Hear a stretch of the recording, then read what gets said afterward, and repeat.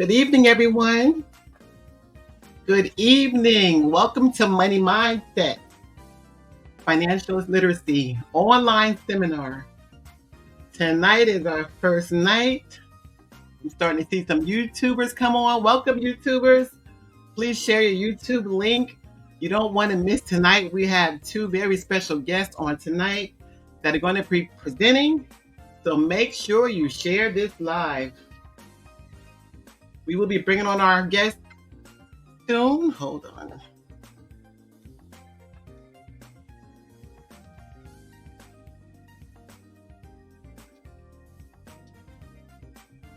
Hope everyone is having a good evening. Hope you're ready. I hope you brought your questions. I hope you have your notepad, your pen, so we can take some notes on tonight. Welcome. I'm seeing some Facebook viewers come on. Welcome, Facebook. Please share this live.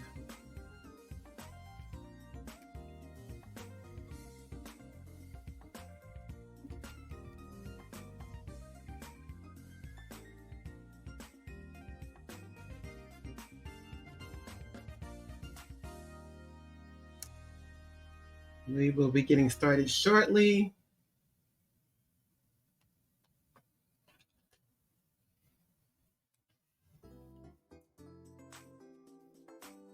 Hello, husband. My hubby's on.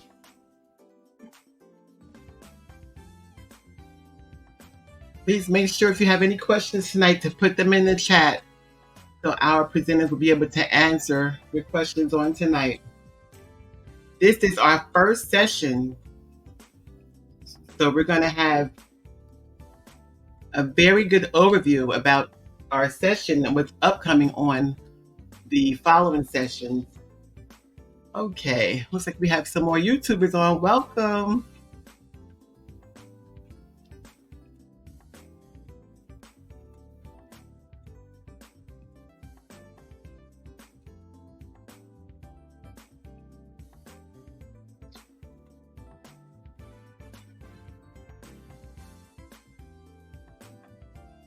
Okay, we're almost there, I see some more Facebook viewers on. Welcome, Facebook. Please share.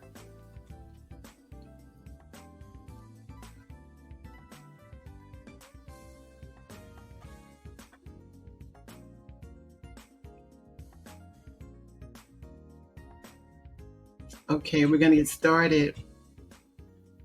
So welcome everyone to Money Mindset. My name is Shirley Herring. I bring you greetings from Various Hope Outreach Ministries. This is a part of our Linking Professionals platform. And we have two wonderful presenters on tonight where we are going to be bringing them on. And first, we have the one and only Afia Jean-Pierre. Did I say it right? Said it perfectly, Shirley. Perfect. And we also have none other than Mr. Ed Sanchez. And they are both from Manhattan, New York. I welcome you to Money Mindset on tonight. And what we are going to do first is we're going to have Afia to tell us a little about herself. And then I'm going to have Afia introduce Mr. Ed Sanchez. So it's on you, my dear. Okay. First off, Shirley, thank you so much for having us on this platform. There is Hope Outreach Ministry. We so appreciate you sharing this with us. I want to say hello and greetings to family, friends, associates, everyone who has come aboard to share this experience with us. Thank you so much for coming aboard. Let me introduce myself. My name is Afia Brown Jean-Pierre. Yes. And me and my husband, Aaron, we've been in the financial world for a minute now. And learning and growing and learning. Yes. So we're partners in this business and we enjoy so much. So, Shirley, if I could share my story briefly. Yes, you can. Oh, great. Thank you. Thank you. Sure. So, so, so a girlfriend of mine, a good girlfriend of mine, named Kavina Coxum, um, she was released from her job of unceremoniously she worked there like 30 years, and they released her. And of course, it was a sad and abrupt and shocking thing to have happen. And I'm quite sure that some of you may even know of someone who has experienced such a tragic situation. So, mind you, weeks went by, and I noticed she wasn't trying to get her resume together. I noticed she wasn't looking on Monster or any of these other, engines for a job. I noticed she wasn't trying to borrow $5 from me, which I appreciated that. But I had to say to her, Kavita, what's going on? And she's like, what? And I'm like, what do you mean, what? I mean, what's going on? And she's like, well, I'm okay. And how are you okay? Well, once upon a time, I started paying myself first. So I started putting away every month a little something. I paid myself first. I forgot about it. And so years later, after this has happened to me, I looked at my account and I'm okay. So, woe is me. A little light bulb popped into my head, and I said to myself, you know what? You need to be in this kind of business that help people, that service people, to help them put things in place. So when these things happen to them, and even if it's not these kind of things, if a situation comes up that they want to buy a house or want to do anything, vacation, anything, you want to help people to put these type of things into place. So fast forward, I became a life insurance agent. Yeah, yeah. And then I am newly a fully and proudly a fully licensed securities agent. Can we get a whoop whoop? Thank you. Thank you. So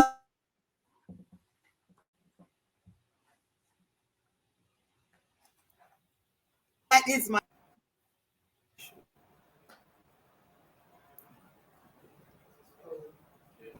We're having some technical difficulties. Bear with us.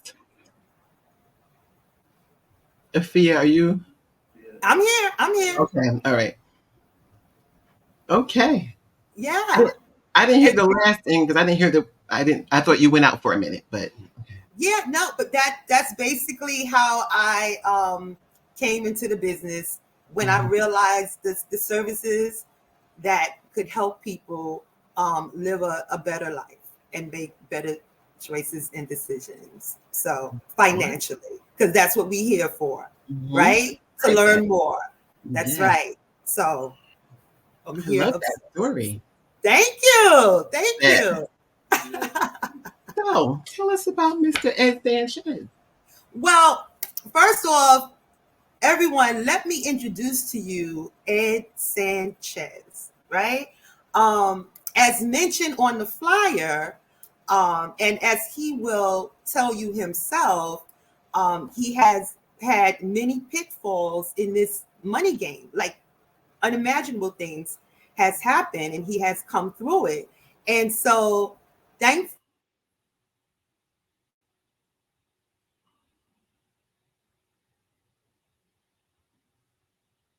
of experience.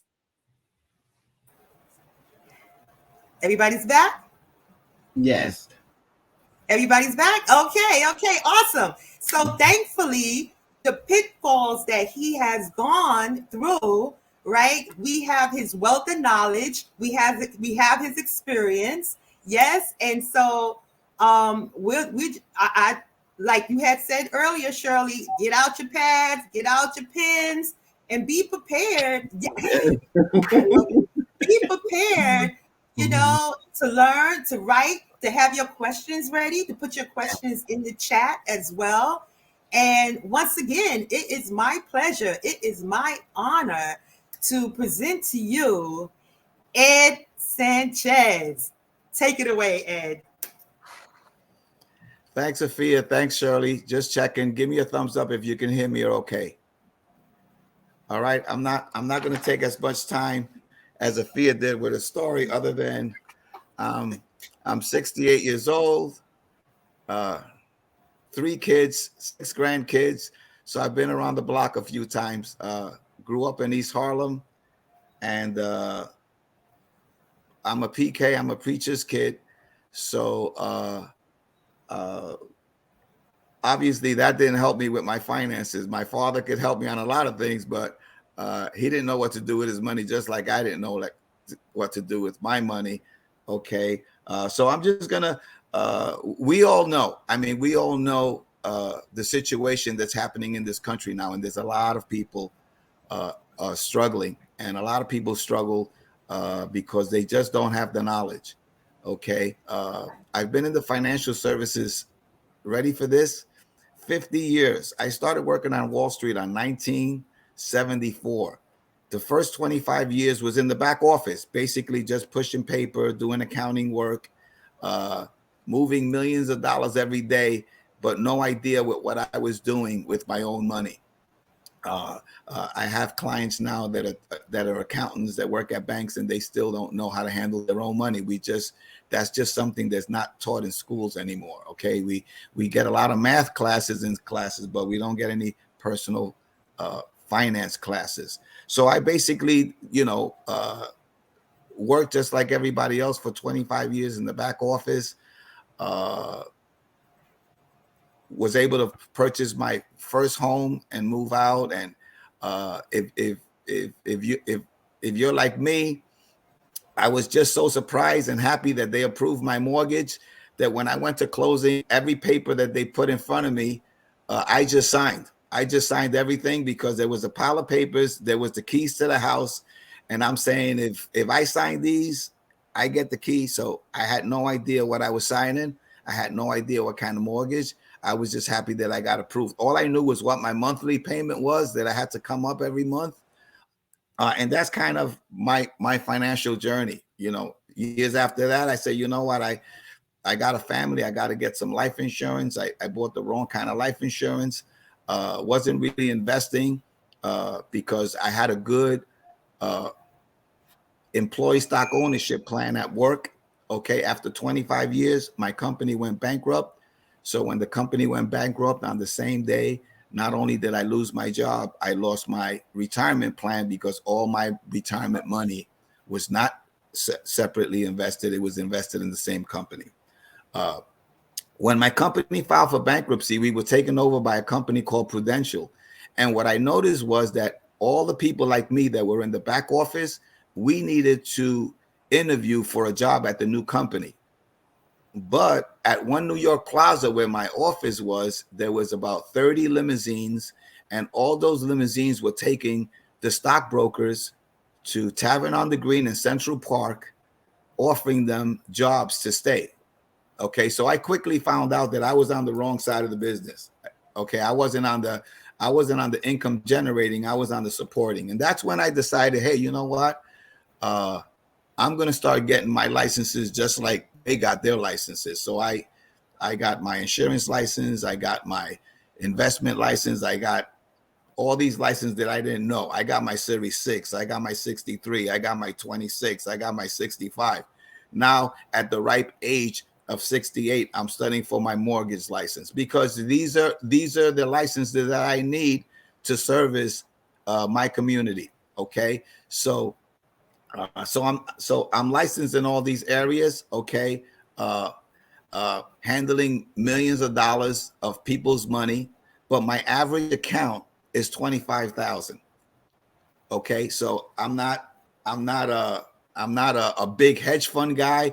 I'm just helping ordinary people okay, get a handle on things. So I, and Shirley, I respect your platform, and I won't be too, but I'm going to just do a recap, and then we'll let you chat, and then we can go into some specifics. So I'm just going to hit a couple of different things, okay, tonight, to get things right. Okay. So would you agree, right, that we need to get our financial house in order, right?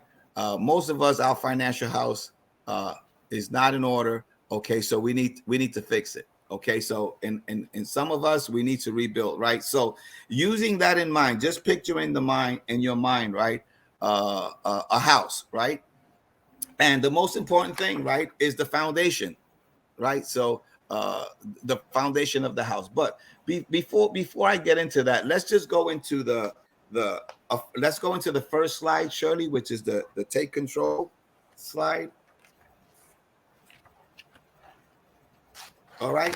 Let's just go over the things we can't control and over the things that we can control, right? So we can't control the future of Social Security, right? Every election, they tell us about how young folks, might not get Social Security or will have to wait later, right?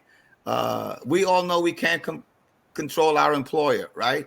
I can tell you, I can attest to that, right? COVID proved that to a lot of people, okay? We can't control what the taxes are going to be. We can't control inflation. Wow, that's so prevalent now. On stuff just costs like double what we used to pay a couple of years ago, right? So we can't control rising costs, okay? And we can't control the risk of a single investment, right? I can attest to that. All my money was in my company stock, right? You could have all your money in one company, and if that company goes south, so does all your money, just like it happened to me, okay? So these are the things that you can control. You can control saving for retirement. You can't control other sources of income. A lot of, right? Side hustle used to be like a bad word. Now it's a good word. Everybody's looking for a side hustle, okay? Because most people need to make extra income, okay? Ways to reduce your taxes. There are ways that you can reduce your taxes, okay? Maximize your savings. We'll go into that. You can control saving more, and you can control diversifying your investment choices. It's amazing how many people I sit down with and they tell me they got a good plan at work. I says, great, awesome. What was the rate of return that your plan paid you last year? And you know what most of them say? I don't know. And you cannot afford to not know. Just imagine this. Imagine they passed a new law that your child gets a report card when they graduate from high school. We're not going to give any report cards out till they're age 18, right? Is that insane, right? You want to know at least a few times a year how your child is doing, right? You adults out there, when is the last time you got a report card? When is the last time somebody sat down with you and say, how you doing? How's your credit situation? How's your debt? How's your 401k looking, right? So what happens? Right? So all of a sudden you hit your 60s, you start thinking about retirement. You're shocked at how little you are going to get from Social Security. If you're in the mid 60s like me, you have to relearn the alphabets. You got to learn about Medicare A, Medicare B, Medicare C. So all these things seem to happen, right? So I know that on this platform, there's people in their 20s and there's probably people in their 60s like myself, but we're going to help everybody here, okay, get financially literate to make some choices, right? Because everybody is in a different place, but everybody can improve their situation. So let's talk a little bit about maybe some of the things that we can control. So if you look at the financial house, right? The Bible tells us that we should plant our houses in the sand, right? Is that what the Bible says? No, I remember that Sunday school class, right? You got to build it on a rock. You got to build it on something solid, right? So what's the foundation? So let's just look at slide number 2, which is the importance of life insurance. And I'm not going to get into a big discussion, but there's some of you young folks out there. Okay, so if I ask most people, what's your most valuable assets? Some of them tell me my house, right? Some of them tell me my 401k, right? Some of them tell me, you know, my future lottery winnings, right? So let's look at this for a second. How much is your car worth? And how much is your house worth, right? So we insure our cars, right? We insure our homes. We insure our cell phones, right? Almost every major appliance, when you go to the register, they ask you, would you like to pay insurance on it? And a lot of us do, okay? But, you know, I heard a nice example the other day. If you had a house, right? And you had a car and you had a tree in front of your house, in what order would you insure that? And most people would say, well, I would insure the house, and I would insure the car, and then I would insure that tree in front of the house. Okay. And then the question was asked, if that tree, the leaves twice a month, those leaves turned into $100 bills, would you insure that tree? Then they said, of course, I would insure that first, because that's producing money every 2 weeks. Well, guess who the tree is? The tree is you and me. The tree is you and your spouse, right? And in most cases, somebody relies on that paycheck. Some of you might be older and nobody relies on your income. It doesn't necessarily apply to you. But if somebody's relying on your income, let's say you have, you know, a husband and wife working, both bringing in a few thousand a month. God forbid something happens to one of them. Okay, that income stops. But I promise you, the mortgage payments won't stop. The electric bill won't stop. The cable bill don't stop. Okay, so we got to talk about that. Does that make sense? Okay, so that's the foundation. You got to get that straight. As you're building a little higher on the house, how's your debt situation doing? Let's go to the third slide. How many of you, it seems like every time you go to a department store and buy something, they tell you, would you like to save 10% on this purchase, right? And you know what I always ask the cashier? What's the interest rate on the credit card that you're offering me? And guess what the answer is? They don't know, because their job is just to offer you the credit card, okay? Now, I know there's probably nobody that's listening to me right now that's in credit card debt, right? Remember the first time you went to college, right? And Visa was there, and MasterCard was there, and you needed like a backpack or something. They gave you that free backpack, or maybe you got that free Costco shopping bag. Okay, let's just look at 3,000, right? See, right now they're saying the average credit card, the average family is about $18,000 in credit card debt. So that's average. So some of you are saying, how could somebody have $18,000 in credit card debt? And some of you are saying, I wish I had only 18,000, because it's an average. So some of you have less, some of you have more. But right, you probably know this. Actually, I don't know if you recently have looked at your credit card statements, but they actually a few years ago made them put on the statement what it's costing you and how much money you can save if you made extra payments. But right now you take it, right? So you got pre-approved for a credit card, right? And they pre-approved you for $3,000. And you said, thank you, Jesus. I got $3,000, right? But I'm only going to use this for an emergency, right? And all of a sudden, somebody in your family say, oh, man, you know what? I'm doing a destination wedding to Punta Cana.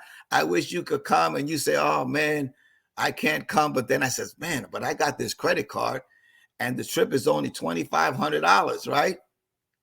So you put it on the credit card. you know, and then while you were out there, you spent another $500, right? So look at what happens if you just make the minimum payments. That $3,000, you end up paying $5,000, right? You ever notice how when you send $50 to the credit card company, your bill doesn't go down by $30? If you send 50, it will go down by $10, right? Because a lot of it, you know, the higher the credit card balance, the more is going towards interest. So we need to get a handle on that, and we'll talk about that, something specifically that you can do. Okay. I know a lot of people, they take the credit card balance, they move it to another account because it's zero for 6 months, and then the 6 months come and it goes back up to 29. So the best way to pay off debt is paying the debt off, right? Those of you who know the Bible a little bit more than me, it says something about the what is the debtor to the debtee, right? The Bible calls you a slave, right? So we need to get out of debt. All right. So now that we're talking about interest, let's go to the rule of 72. Some of you might know this. I'm going to do this very quickly, okay? Because I promised Shirley I wouldn't be on too long, okay? But right, you're either getting interest, right, or paying interest, right? Now, if you're getting interest, you would want to get as high as interest as possible, right? And if you're borrowing money, you would try to borrow it at the lowest at the lowest rate. Does that make sense? But that's what's happening in the real world.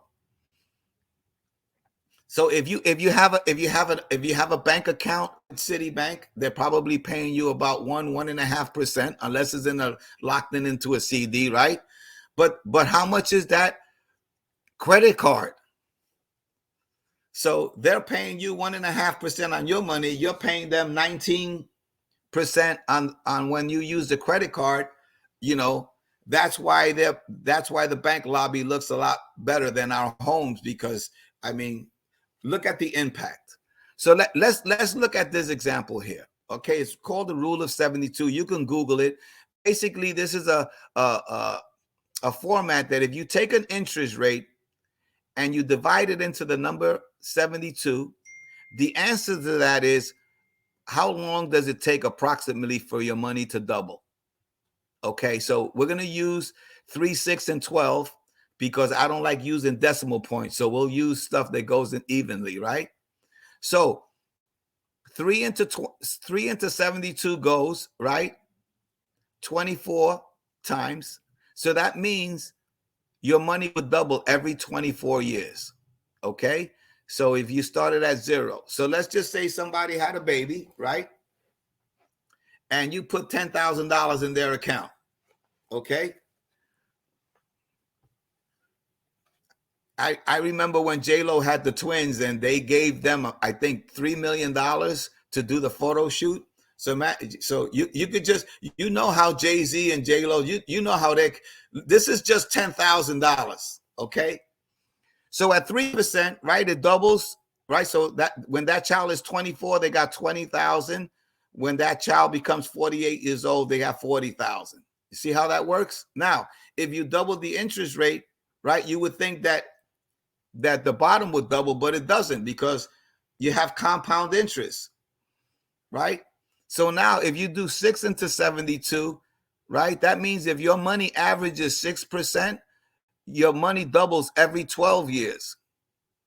By the way, I don't want to depress you, but 3 goes into 72 24 times. So if you're getting a 3% raise, it's going to take you 24 years for your salary to double. Don't get mad at me. I'm sorry. Let's go to okay. So hopefully you got a 6% raise. If your money's growing at 6%, right now it's every 12 years. Now at 12 years old, that kid got 20,000. At 24 years old, that kid has 40,000, right? 36 years old, 80,000. 48 years old, 160,000, right? Let's take it up a notch. Let's go to 12%. Do you think wealthy people get 12% on their money? 10,000. Now your money doubles every 6 years. So now at age 6 is 20,000, 12 is 40,000, 24 years old, it's 160,000, right? That's why these wealthy kids, they don't take student loans, right? But if they don't, right? So at 48 years old, they got what? $2.5 million. Now at $2.5 million, right? If you wait another 6 years, right? Which would be what? 54, that doubles to $5 million. Okay. Now, imagine if you just did $1,000 every time a child was born in your family. If y'all did a GoFundMe and put $1,000, okay, just take a zero off, right? It would be 256,000 instead of 2.56. Okay, so so we'll go into that. All right, so this is right. So you see these big numbers on the 12% side. That's what the bank's getting on your credit cards. They right. Would you agree that most credit cards are probably close to double that now? Okay, so we have to start learning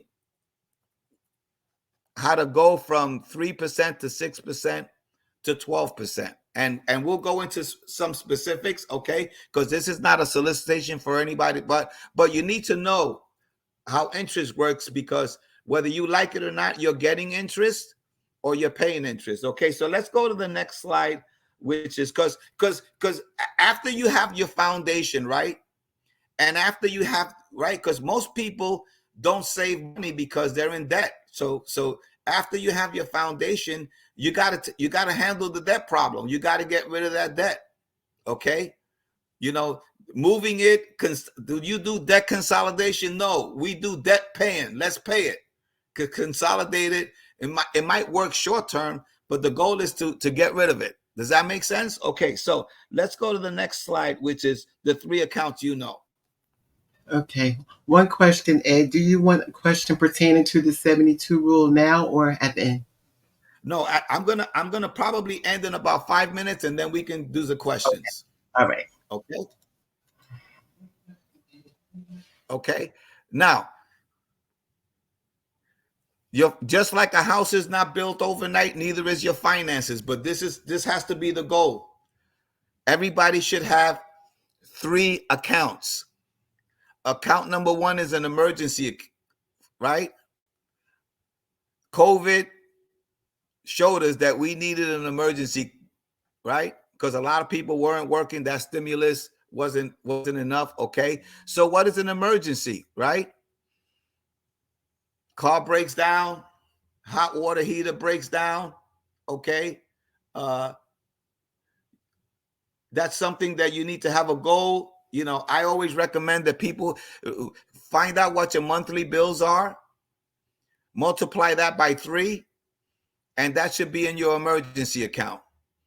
And it should be liquid. It should be in a bank. It doesn't matter. You don't need your emergency account to be growing at any height. You just need it there in case something happens, because it will happen.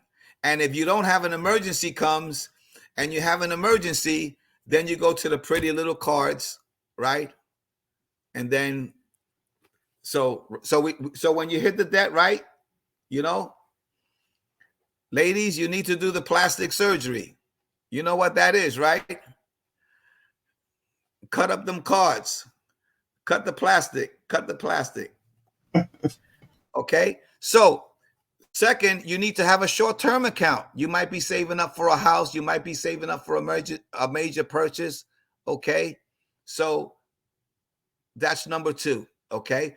Number 3 is your wealth building. That's where your retirement. Okay. Now it doesn't matter what. I still have the 3 buckets, but at age 68, my 3 buckets are different than my kids' buckets. You follow? Because I have my emergency, right? I have my short term. Okay. Now, my wealth builder is not for my retirement. My wealth builder is for when I'm gone, that somebody will benefit from that, right? Because I don't, the reality is that I've lived more years than I'm going to live. Yeah, but if you're 30 years old, these three buckets are different. You need the emergency, you need the short term, which is maybe for a deposit for a house, and then your wealth builder is your retirement. But if you're in your 60s, it's a little different. Does that make sense? Okay, so let's go to the next one, which is comparing tax treatment. And this is my second to last slide, and then we'll do like a little recap, and then okay.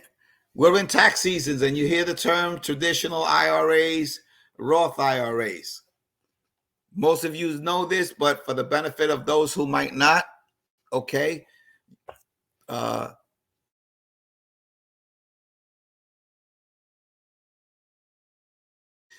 And if you're above age 50, they allow you, because they know most of us are behind in saving, so they allow us. But basically, a traditional IRA, okay, is very similar to like the 401k you have, okay?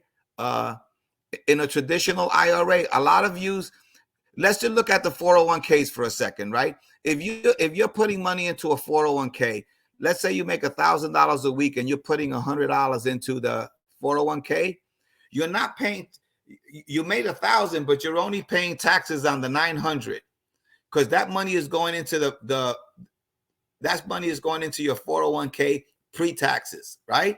So you're not allowed to touch that money till past age 59 and a half. If you touch the money prior to that, you're going to take a 10% penalty. Was listening to the news this morning. There's a record number of people borrowing from their 401ks. Okay, don't do it unless it's an absolute. Don't do it. If you borrow money from your 401k and you lose your job, then that loan becomes a early withdrawal, and then you're going to pay taxes. So stop borrowing from your 401k unless it's an absolute emergency. But that's I don't recommend that. Okay, so a traditional IRA, like for people who don't have a plan at that job, okay.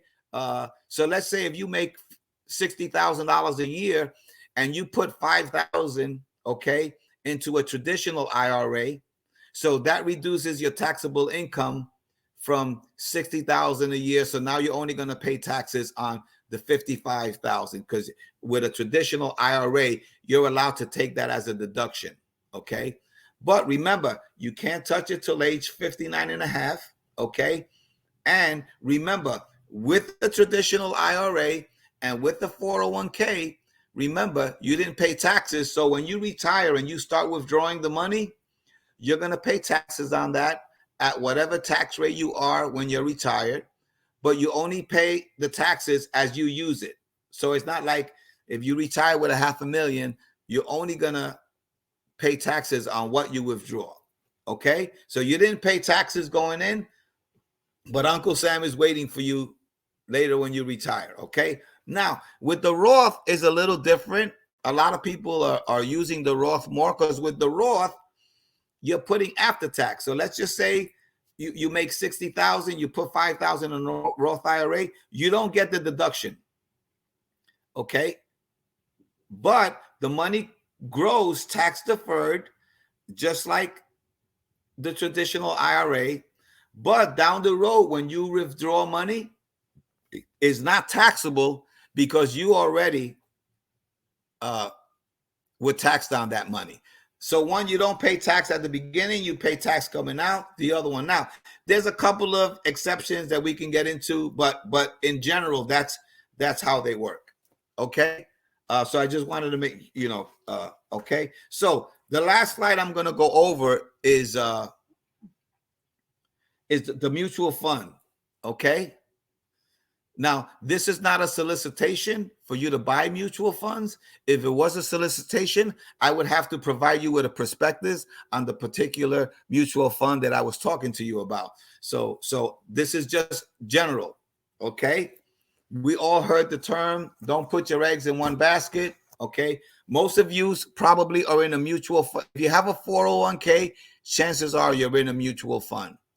If you have a pension, chances are your pension manager is probably investing in a mutual fund.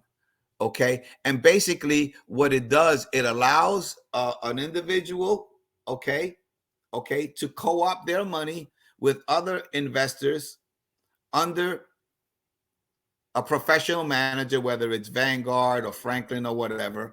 Okay. And then they invest that money, okay, collectively. Okay, so just picture this. You go to the mall, right? You can buy stocks in Macy's, or you can buy stock in the mall. So if you buy stock in the mall, you own shares of the combination of all the stores. Okay, so now there's different types of mutual funds. So you can, if you like technology a lot and you wanna fund that invest in technology companies.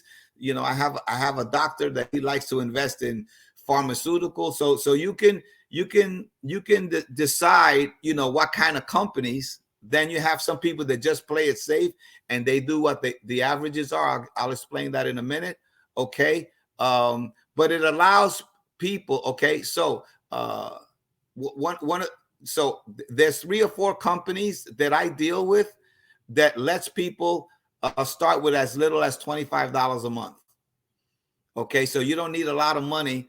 Okay, if you do $25 a month and then a year later you increase it to $50 a month, and if you increase it and you let that compound. So one day we'll talk a little bit more specifically about this, and we'll talk into dollar cost average and specific. But I'm just trying to hit a few things, okay, and be respectful of the time.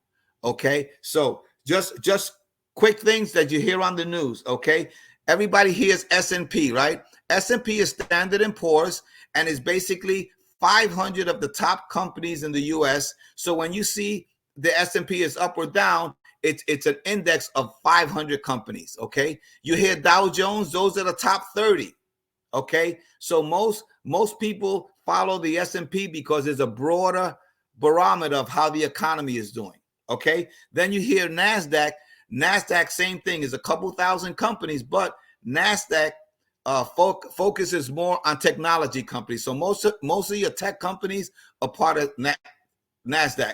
So whenever you see NASDAQ taking off, okay, you know that those are the Apples and the technology companies. Okay, when the S&P, most people like following the S&P because that's like the widest range, and that kind of, a lot of times when you invest in some of these index funds, they invest in the S&P. So that's just a little bit. So when you see stuff in the news, you kind of know what's going on. But I strongly suggest that if you have a 401k, that you review that 401k. And I know most 401ks, you're dealing with an 800 number. They're not or they'll tell you go on the website. Later on, Shirley will put my contact. If you just need somebody to review it for you, there's no fear or anything. But if I can help somebody explain it to you, so at least I know when I sit down with clients, probably 7 out of 10 times I usually recommend the change, because usually people make their decisions by the guy next door. Hey, which one did you pick? Oh, I picked this one. Okay, that sounds good. Or my cousin told me that this one's good. Or I saw on the internet that you should do this. And so, listen, this is money that you're going to be putting in every month for a long period of time. Make sure you get some good advice as far as that you're making the right choices. That makes sense? So I'm gonna wrap up there. I know that was it was kind of fast, but I just wanted to let you know that as we help you, we're gonna help you in different things, and we'll dive into, like, we'll probably do one just on life insurance and one just on investing, but I just wanted to share this with you. And you guys can follow up with Shirley and say, listen, we want to hear more about this, more about that. Now, if there's stuff on the chat, I don't see it. But if there's something that's on the chat, I could probably hang on and answer some questions for Shirley, being respectful of your time. Ed Sanchez, you are awesome. You are really awesome, Ed. I mean, now, listen, let me just say this. I am a great financial planner because I've made every financial mistake. Grew up in the projects, didn't know nothing about nothing. I know what it is to have a U.S. Marshal sticker on your door that you're getting evicted. I know what it is to get a foreclosure because you're 4 months behind on your mortgage. I know what it is to have somebody sell me a life insurance policy, which was no good. And the guy was my best friend. So every financial mistake that you can think of. So don't think I'm, but I can tell you right now that I am debt free and I'm financially independent. And you know what financially independent means? That I could stop working and I have enough income to pay my bills. Now I'm not financially free. That's another level. Okay. Right. Because listen, and I'll end with this. Listen, retirement is not a age, it's a number. I have clients that are 50 and they're retired, and I have clients that are 70 and they're still working, right? Yeah. Just go to Walmart. It breaks my heart to see 70, 75-year-old people. Do you think they're there because they want to? No, it's because they didn't know the rules of the money game. And hey, listen, my parents retired on 2 Social Security checks. So they okay. So I don't want you to feel, listen, so there's nothing that any of my clients can tell me that I probably haven't gone through myself. Wow. Awesome. Awesome. Well, we do have some questions coming in. We're going to start at the top. I'm going to ask Afia to read the first one. Where'd it go? Oh, okay. This is the one. Okay, so this question is from Earl James. And he asked, can I use the 72 rule for my personal investments, or does it have to be only at my job? That's his question. Well, that's a good question. No, it's for every, if you have a 401k, you are a participant. And you could apply those rules. You got to say, okay, you got that information, because what they do is they tell you what funds are available in your 401k, right? And then you start looking at those, and you can look at historical performance, and you're going to see stuff there that they're offering you that have averaged 3%. You're going to have stuff that's averaged 6%, and you're going to see stuff that's averaged 12 or more. And you got to make a decision, because there's risk tolerance involved. But yeah, now when it comes to an individual, it's called an IRA. You know what the I stands for? Individual. Right? So if you have a plan at work, you're a participant. If you have your own plan, guess what? You're an owner.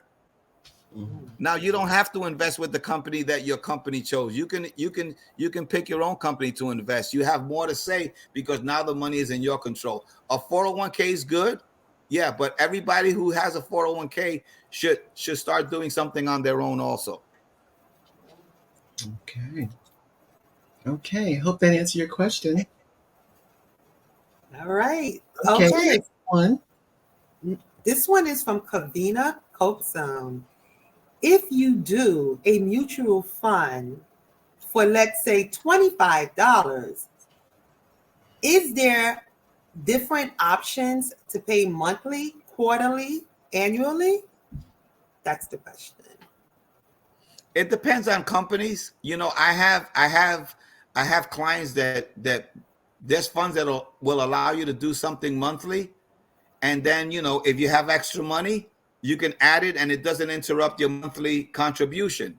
So if you get a good tax return or something, or a bonus, and you wanted to add it, as long as you stay under the minimum based on your age. So let's just say somebody's doing $100 a month, they get a bonus, and they wanted to drop in another $1,000. They can do that without interrupting their monthly. Let's just say, for example, during COVID, had a couple of people that say, listen, I'm out of work. I need to stop my monthly draft. They stopped the monthly draft. And then when they were able to go back to work, they continued it. So you do have some flexibility. Very good. Okay, hope that answered your question. Okay, Afia. Sure. One is from Mr. Marcus 520. I have a high debt to income ratio. Is there a particular amount you need to have in order to start investing? In the question. No, but I'm just saying, if I'm sitting down with somebody and they have a lot of let's say credit card debt, then we got to attack, it's good to invest, but we got to attack the debt, because if you're making 9% on your mutual fund, but you're paying 18% on your credit card, you saw the rule of 72, you're on the wrong side. So paying off a 22% credit card is the same thing as earning 22%, because that's 22% that you're no longer paying. So each situation is different, but if you have credit card debt, there's got to be a plan. If some people can do both, but if it's very high, you got to attack that high interest debt. Okay, hope that answered your question. Okay. So, Earl James, you said I should not borrow from my 401k.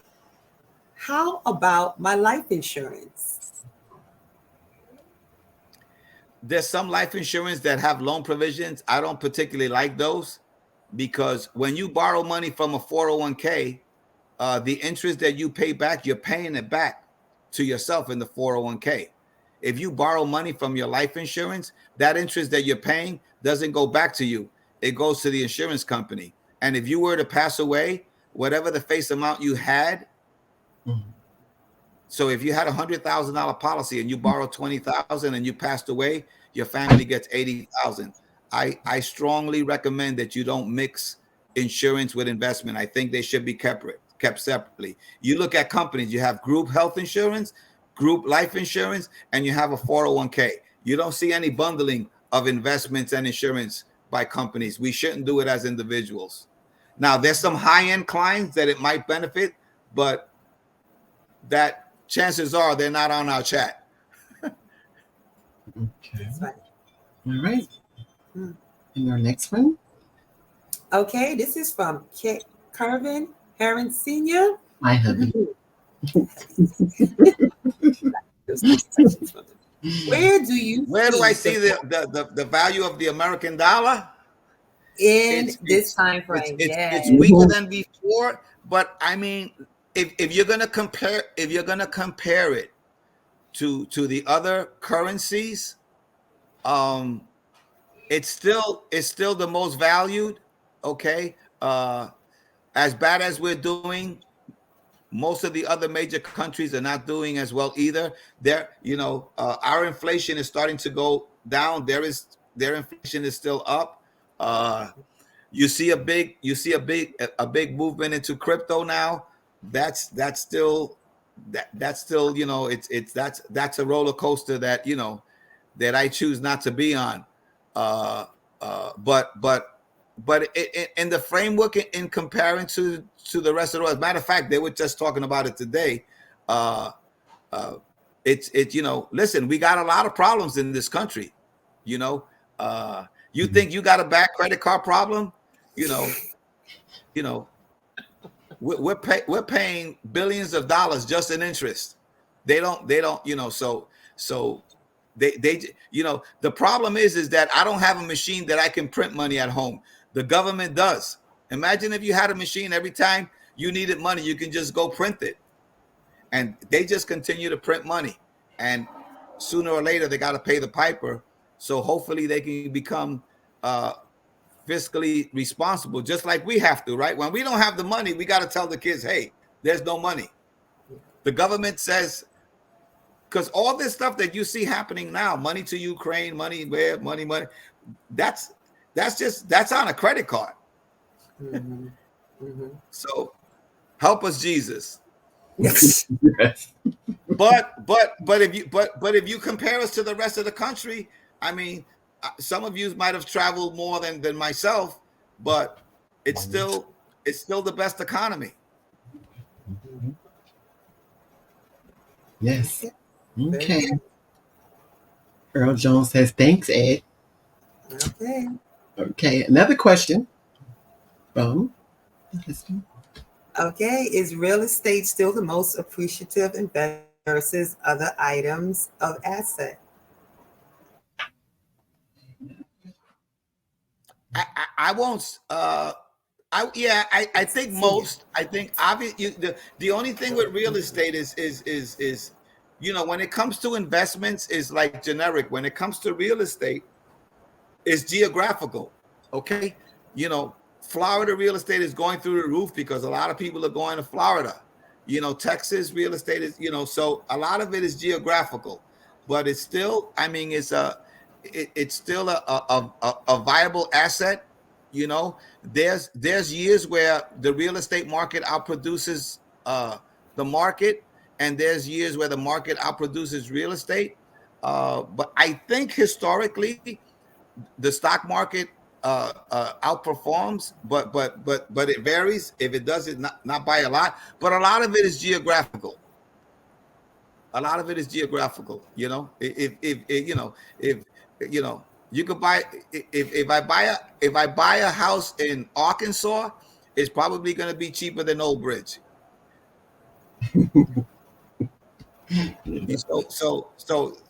But the general answer to that is that real estate is a good investment.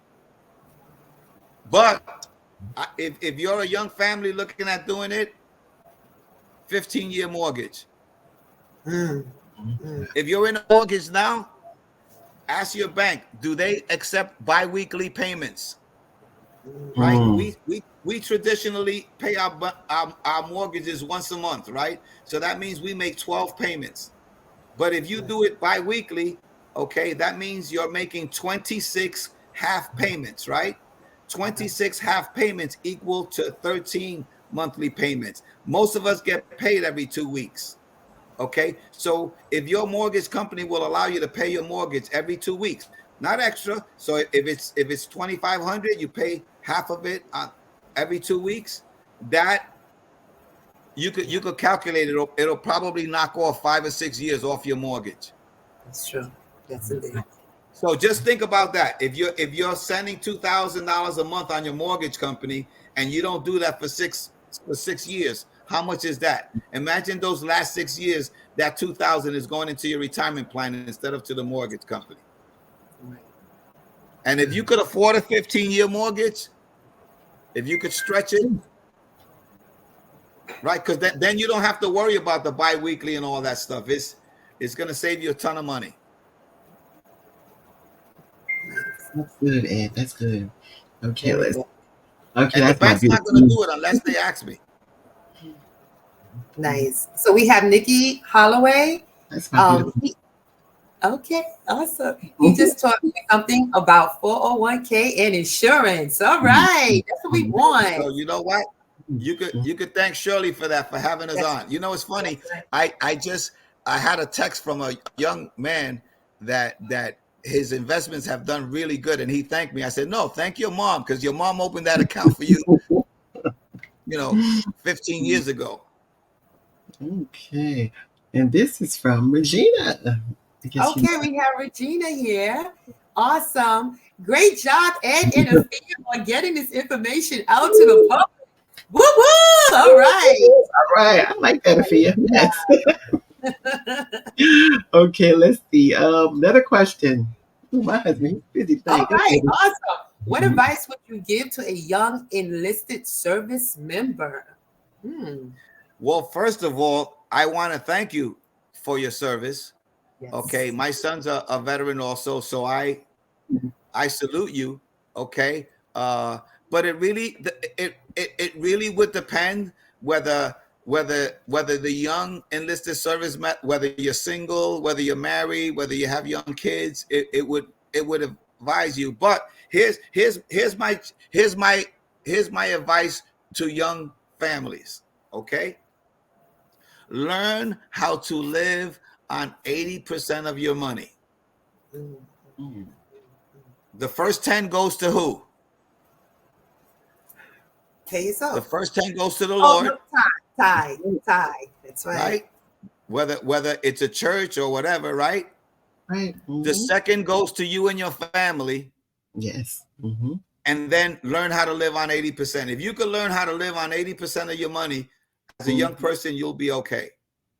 And get good advice on how to do that 10%. That's good. Yes.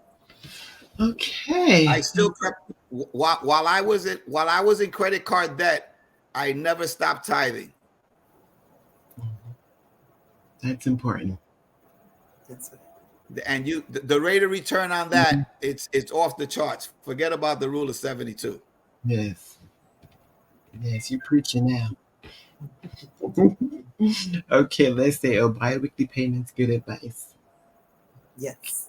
Okay. Now, some banks might do it. Some banks no. Some banks might charge you like a service fee to do it, but the service fee is it's well worth it. They might charge you like $15 per transaction, but it's worth it. Okay. Let's see. All right. Who's this? Yes, biblical principle. That's right. So I have a question. All right. Let me fix my collar. Caller as well. Now you have mentioned about how you these credit card agency, they offer you 18%, 18 months with zero interest. Like, do they get that money back after those 18 months, like somewhere? Do they get that money back? Listen, they know that most people will still carry a balance. Okay, now, but just to make sure, if you notice, they're going to charge you, most of the time they'll charge you 4%. So let's just say you have 10,000 somewhere, and they say, hey, you can move that over here and you won't have to pay interest for 18 months. So, but they're going to charge you 4% up front just to cover their costs, right? And they know that in 18 months you still have a balance, and then all of a sudden, boom, you're back to 28%. You know? Now, I mean, it's in some cases it makes sense. You know, if you know you got some money coming in or whatever, so in some cases it makes sense. But listen, banks don't, you know. You know why the government takes their taxes from our paycheck? Because they know if they didn't take it, we wouldn't pay it. Yeah. Pretty much. Yeah. You know, I mean, I'm self-employed. So you know when they get my taxes on the 15th, why am I going to send them money earlier? Now you got estimated tax and all that. Wait, you know what? I don't want to get anybody in trouble. You know, pay your tax. I understand, you know what I'm saying? But you know, everybody gets excited about getting a tax refund, and I understand that. But if you got a tax refund, all that means is that you paid too much. It's a refund. They didn't give you anything. They just say, hey, you gave us too much here. And they give it back to you with no interest. You know what I'm saying?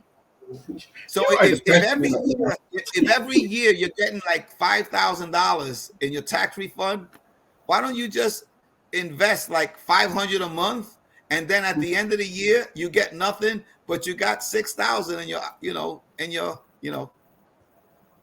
Wow. in your 401k or in your IRA. Oh, and we're gonna have to have a conversation after this.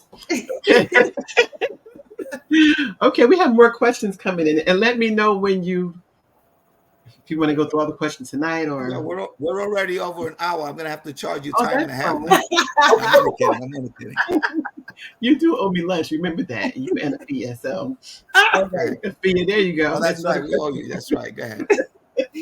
Well, this is from Angela by way of Cavina. So if we have a 401k and need to borrow, what should we do? Rely on our emergency fund or take out a bank loan or save more? Well, save more.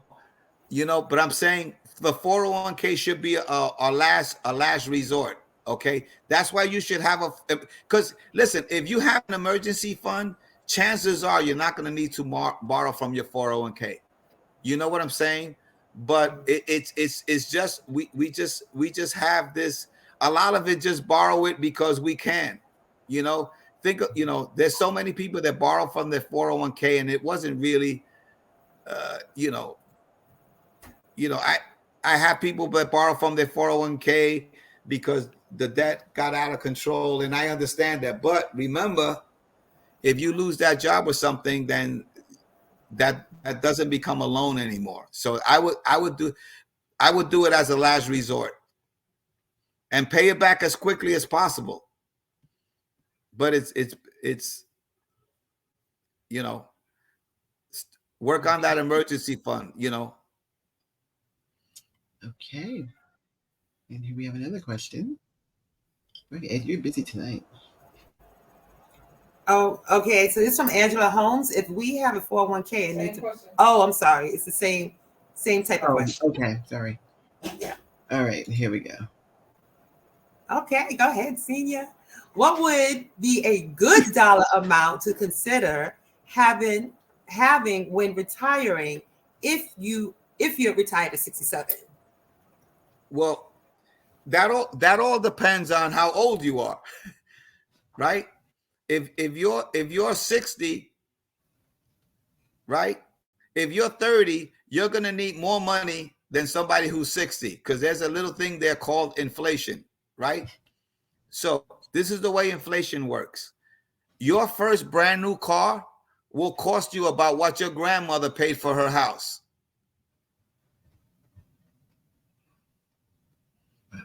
Okay, it's inflation. Okay, when I bought my first house in Willingboro, New Jersey, I paid $68,000. My granddaughter in a couple of years will be buying a new car. What do you think she's going to pay for a new car if it's a nice one, right?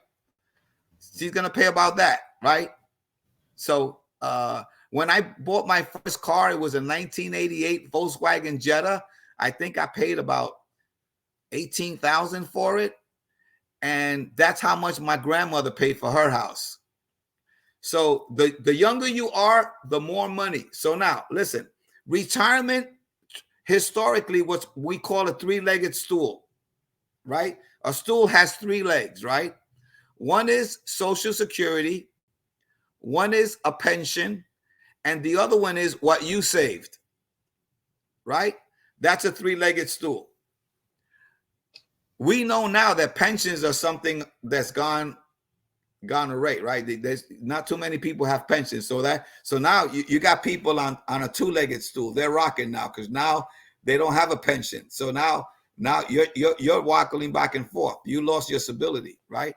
So in most cases it's going to be right. So, but you might have a 401k. So your three-legged stool might be Social Security, if you think it'll be around. 2 will be your 401k, and then 3, what you're saving on your own, right? So what happens is this. So now I have people right now in their 60s looking at retiring. So I say, okay, how much do you think you're going to need monthly to maintain your current lifestyle, right? So they say, okay, I think I'm going to need $7,000 a month. Okay, let's go on the Social Security website and see how much you're getting from Social Security. So let's say they're getting $2,500. Okay, $2,500, right? We got $4,500 to go. You got a pension? Oh yeah, I got a pension at work. Call H&R, ask them how much is your pension if you take it at age 67. Oh, they got back to me. It's $2,500. Okay, so you got $2,500 from Social Security, right? You got $2,500 from your pension. That's $5,000. Where's the rest of the money coming from? If it's not coming from anywhere else, then you need to readjust your budget, or maybe you need to retire a few years later. Now they might have a 401k. Okay, cool. How much you have in the 401k? oh, I got 300,000 in the 401k. Okay, 300,000. You know, that'll you can annuitize that, and that'll guarantee you maybe like $1,500 a month. So you're there. Now let's say your 401k maybe is only 100,000. I says, well, then that means, you know, you're gonna run out of money. So one of the things that I'm experiencing is when you first retire is when you're going to spend the most, because you're hitting right now I'm hitting all my bucket list stuff. Right? I go to Puerto Rico twice a year now. I do this, I do that, blah, blah, blah. You know, you have money that you can spoil your grandkids, my right? So like, because when I was young, I was broke. When I was young and we went to McDonald's, we didn't go inside. We went to the drive-through window and I ordered because I knew how much money I had. Right? So I ordered the kids' food and I just ordered a drink for me because I knew they weren't going to eat everything. So I just drank my soda and whatever they left, that's what I ate. Okay? Now, as a grandfather, we go inside and I take my grandkids inside and I say, I got to go to the bathroom, pick whatever you want. Okay, so in your early years of retirement, you're going to spend more. But then, you know what I'm saying? 5 years from now, you know, you slow down a little bit. Okay, the key to a good retirement is stay out of debt and stay healthy, because bad health will really, you know, in addition to the physical stuff, financially, it could really hurt you. You know, but you try to prepare and be as good steward as much as possible. Remember what we started with. There's certain things you can control and there's certain things you can't control. I can't control my health, but I can control my debt. That's good, Ed. Okay. Karina says, we thank you. All right, here's another question. Okay, this is from Brandon Sheard, right? That's your nephew. Cute nephew, yes. I saw it, but okay, let me focus. All right. Any other useful money tips, like living on 80%? Just doubled my income and want to be wise with new money. Double? He's taking me on vacation. You didn't double it. Well, tip number one would be take your aunt on a nice vacation, and okay, but listen, I don't know specifics, but if you don't have a Roth IRA, I strongly suggest you get a Roth IRA. Now, remember, and we'll get to this in the future, when it comes to investing, there's two decisions you got to make. One is, what kind of account are you going to have it in? Is it going to be a traditional IRA? Is it going to be a Roth IRA? Is it going to be a TOD, which is a transfer on death account? Is it going to be an UTMA, you know, uniform to minors? You might want to open an account for a child. You might want to do a 529 that specifically. So there's a lot of different accounts. So the based on what you want to do, decision number one is, what account do I want to open? And it might be multiple ones. Decision number two is, what kind of portfolio am I going to have in that account?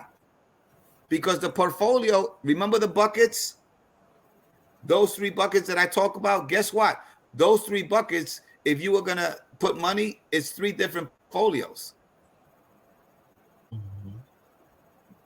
You don't invest the same way, right? So the money that goes in bucket one and the money that goes in bucket three are you know, they're totally different portfolios, because one is short term, one is midterm, and then one is long term. So you gotta invest accordingly. The shorter term you have, the more conservative investor you should be. See, when I was 20 years old, right, I love the roller coasters. Woo! Right? So when you're 20 years old, You don't mind the stock market like this. But now I gotta, I'm like this. I take the rides that go like this. Yes. So this is the kind of investment you should be. It still goes up and down, but not like when you were 20 years old. When you're 20 years old, the market could be up 30, it could be down 30. It don't matter. Just stay in long term and you'll be okay.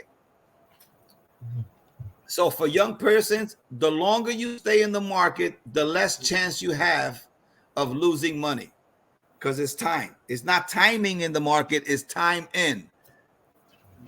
Everybody's trying to time the market. Most of the time you lose, but the longer you stay, that means the ups and downs. All right, because this is one thing I could promise you about the stock market, that it's going to go up and it's going to go down, and you have to know what impact does. Right? A lot of people get upset when the stock market goes down. But if you go into Macy's and you see 60% off, you get excited. Wow, there's a sale. Right? So when the market drops 30%, everybody's saying, I got to get out. And the wise people are saying, yo, there's a sale going on. So when everybody else is selling, they're buying. Okay. Dropping jewels. Yes. Burning the you're making this old guy work too hard. Oh, you can handle it. You can handle it. Wow. Okay. So the younger you are, you have time on your side. The more aggressive you should be. If you're middle age, you want to be like what we call a middle. Okay. So having a four-legged stool would be a luxury. Yes. If you have a pension and a 401k and Social Security and your own IRA, that means if one of the stools break, you won't fall. Yeah. Awesome. Yes. Okay. Let's see. That's right. Okay, so we have Mr. Marcus 520 again. What are the prerequisites to becoming an investor broker and a mortgage broker? Well, one, you gotta find a company that'll sponsor you. If you know somebody that's interested, they can give me a call. Two is you have to have a clean background record. Unfortunately, if you have a felony, chances are the state. This is a industry rule, right? Because remember, in the area of life insurance, each state has their own agency. So, for example, if I'm licensed in New York, I'm governed by the state of New York Department of Financial Services. Investments is different. Investments is national. It's overseen by the federal government. Okay, mortgages used to be governed by the different states, but because of the mortgage debacle, the federal government took over. So now mortgage brokers are federally overseen. But you have to take a class, you have to pay a test, you have to take a test, pass the test, and you have to do it through somebody who will sponsor you to get in. But they will do a background check, fingerprints, the work. So if you know somebody, they can forward your info to Shirley, and I could give you some specific on that. What? Okay. Just like I started. I mean, I started this, when I say, you know what, I don't want to work for anybody else no more. I did that, done that. It didn't work out. If I'm going to fail, I'd rather fail on my own and not do a good job. And then the company went out. So I've been on my own for a little bit now. Okay. But the good news is most of the tests are multiple choice, no math. That's what got me in. When they told me the test was multiple choice, no math, I said, okay, I'm in. Now on the investment license, you get a few math questions, and on the mortgage, but not too many. So you don't have to be a math wizard. And they give you the answers. You just got to pick the right one. Okay. Okay. Because I just have my PhD. Shirley, you know what the PhD is, right? I got my PhD from Julia Risman, public high school diploma. All right. I love it. Well, we got Brandon who says, Thank you. Very informative. I'll put it to use after taking my aunt on a vacation. Yes, I'm ready. I'm ready. I can read the ha-ha part. Yeah, little sweet nephew. Okay, let's see another question. Okay, we got Heron again. Explain how the existence of annuities work, especially in today's market. Do annuities still exist? Yes, the annuities still exist. There's been a lot of changes in annuities the last couple of years. Okay, one of the not getting so specific, but basically, an annuity is actually it is an investment, but it's an insurance product. So it's almost like having insurance on your investment. Okay, historically, they had gotten a black eye because their fees were very high. But in some cases, they still make sense, and the fee structure has changed a lot. I mean, I have some clients that are in annuities with no fees. So and obviously, I checked it before I said, wait a second, no fees. But yes, no, but there's different. Not normally what happens is some people, if they have like when you hit the lottery, they say, do you want a lump sum or do you want monthly payments? Well, some people, when they retire, they have a lump sum and they're afraid they're going to spend it too fast. So they'll put it in an annuity and the annuity company sends them a monthly check.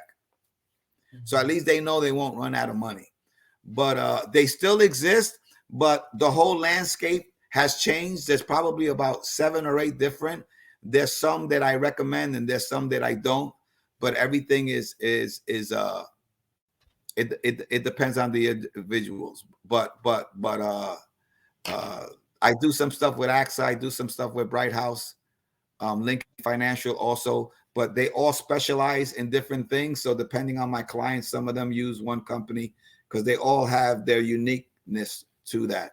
A lot of 401ks are in annuities.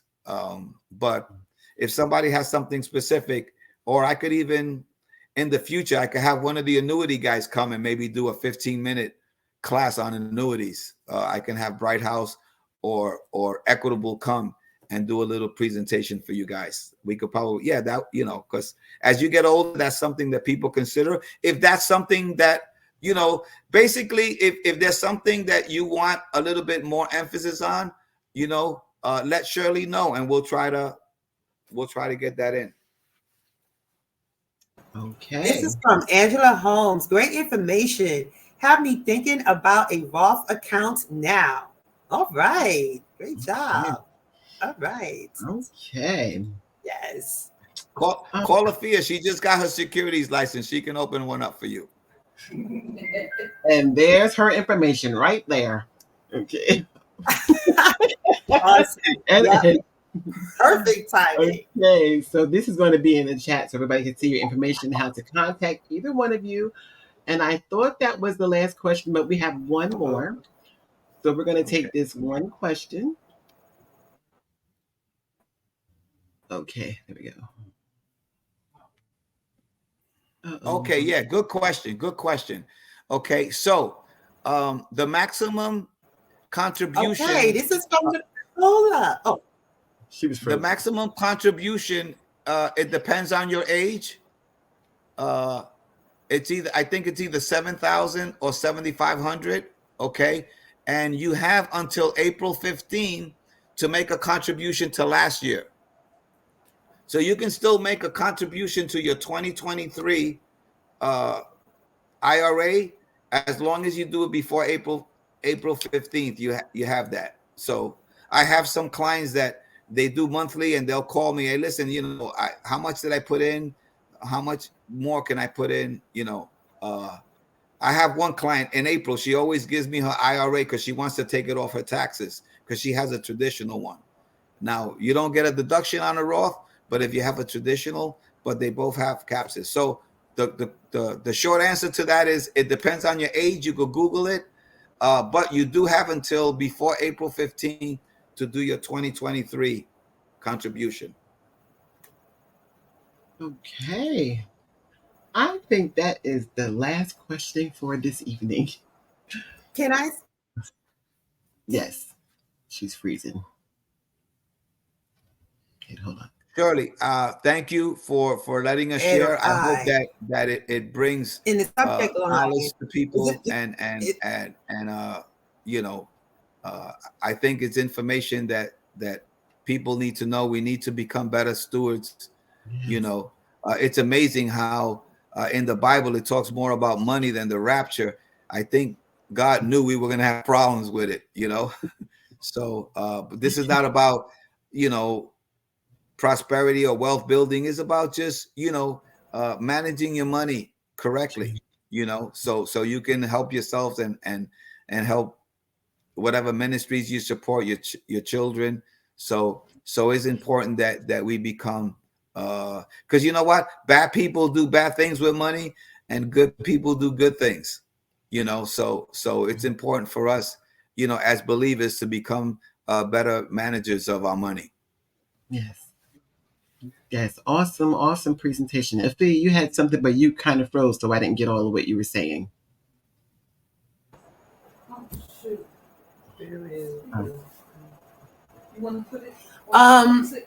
Shirley, can you hear me? Yes. My Yahoo account is MZAFIA. Not the R. The R needs to be removed. Okay. And is it okay if when if they do email us that in the subject line, if they could put what is it, TIHMO, so we'll know that it's coming from your platform? Is that okay for people to do? Yes, that is fine. Yes, and I will And with change. me, they could just send me a text and say, listen, I was on the Hope Outreach Ministry, and if they have something specific they want to talk about, that's fine also. And then Okay. you know, so you know, whatever you feel in the future would help, you know, let Shirley know, and then we'll come back and address something more specific. Appreciate your time. Yes, thank you both so much for this evening. And I don't know when the next time we'll come on again. We'll discuss that to see when the next session is, because it's definitely be more than one session. So this was so much information tonight. Great information. And I know we had so many great questions. And I'm pretty sure there'll be more in the comments. So I'll be watching the comments and I'll bring any new questions that may hit the chat for our next session, whenever that shall be. I really appreciate you both so much. I mean, Ed, you did an awesome job in your presentation. You covered so much in an hour and a half, and you answered everybody's questions so well. And I feel you read them so well. Everyone, you both were great. And I'm very honored to have you on this platform. Oh, I God. really Thank you. am. It's great information. So, everyone, thank you for joining us on tonight. Make sure if there's certain topics that you want Ed to discuss, that you please put them in the chat, or you can messenger me, or you have the information on the screen. You can also messenger them or text them. We want to be able to cover topics that you have questions about. Also, we want you to please share this live. Share the YouTube link and also share the Facebook link. We want to get this information out to everyone that needs help with managing their money. I mean, I've learned so much tonight, and I have like notes on both sides.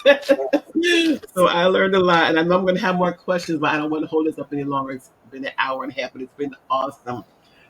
Thank you so much. This was amazing. Thank It you. was. It was. I had such a good time with both of you. Okay, hold on. All right, people are saying it was excellent. People really enjoyed it and learned so much. So you'll see all the comments after Thank this you. live. We have a lot of comments. We had a good showing tonight. Many did not comment, but we had a very good showing tonight on both platforms. So you guys did great. Okay. You did great. So thank you again. And anything else anymore? Let's see. Okay, hold on. Okay, yes, that's it. So thank you again, and like I want you two Okay. to stay on when I end the live. You two stay on with me. Afia, you had another question, Afia? No, no, I'm just trying to figure things out because everything's freezing. Oh, okay. Well, I want to thank everybody again for coming on tonight, and we are going to be signing off. And as I always say, I love you all, but God loves you best. I pray that you all have a blessed evening, and we will see you in our next session. Stay tuned. Watch our Facebook pages, watch our YouTube channel, as well as Afia's channel. I mean, Facebook page, as well as. Are you on Facebook, Mr. Yes. Ed Sanchez? You okay? Watch all of our Facebook pages. We are going to be blasting. They'll just see pictures of my grandkids on the Facebook page. Okay. But we thank you all so much for joining us on tonight. Everyone have a blessed night. Have a blessed, safe weekend. God bless you all. We love you. All right. Good night, everybody. God bless. Good night.